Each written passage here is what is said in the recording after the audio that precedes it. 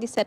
473 92 74 imam oustaz suñu mbokk internet bi nag mi ngi ñëw également ci benn question par rapport ba tey à la prière suñu mbokk internet bi nee na si l'on tousse pendant la prière maanaam nga tichooli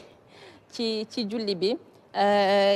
mu am ay quelques gouttes d'urine yu génn muy laajte imam oustaz est-ce que loolu dafay annuler julli bi mu nga xamante ne mi ngi ci. waaw ki nga xamante ne mooy julli mu tissooli bi mu tissoolee ay sawam rëcc ko génn. bu boobaa saw day yàq njàpp bu yàqee njàpp bon ku julli bi yàqu na. surtout bu fekkente ne koo xamante ne bokkul ak ku am salasul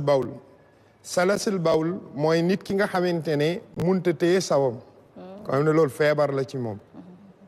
am na nit ñoo xamante ne même seeni saw mënuñu koo téye dafay seeb kooku waxoon nañ ne l'islam da koo teggil coono bi.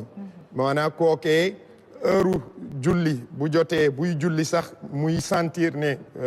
saw ba mu ngay ragolaat du arrêté julleem mais ki nga xamante ne ala sabilin mithal ma joxe exemple jeune boo xamante ne dafa dugg ci toilette bi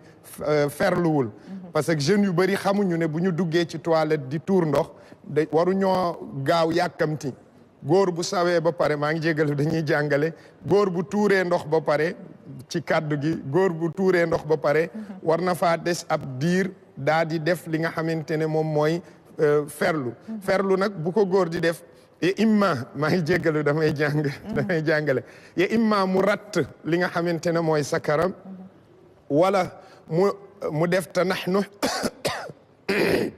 pour mu mun a permettre lii des ci naq bi ci wàllu saw mu mun a laa sew léegi-léegi nag góor bu ko bàyyiwul xel mun na pare ci li nga xamante ne moom mooy sawam ndekete saw bi des na mu ñëw ci biir julli bi mu tissooli bu tissoolee saw bi mun na génn bu boobaa dafay dagg li nga xamante ne mooy julli bi parce que jàpp bi yàqu na te jàpp bu yàqoo julli bi yàqu na. jërëjëf imam soxna maman. waaw Toumani xam naa daañu dellu si waat ci yow rek internet yi moom di taataan seeni